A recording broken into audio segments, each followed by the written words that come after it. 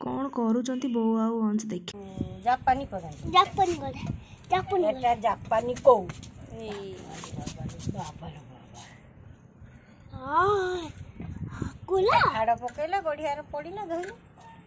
আজি छाड़ खाई मानियो छाड़ा खाई अंश रो मटन बोउर माछ रूबी मां का बना मोर हुत कइबो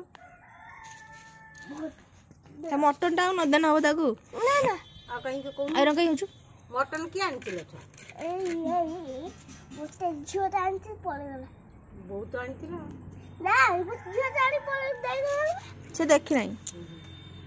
हां से गुडे के सोले एड़ा ता पुंटी वाला छी छी गुह ता रोट तो खाइबे ना काकी मटन रोषे कर सारी देखते चुली रे बस मटन केते सुंदर देखा होची मोर तो एबेठु इच्छा हलानी खाइबा बोंकर एठी माछ भजा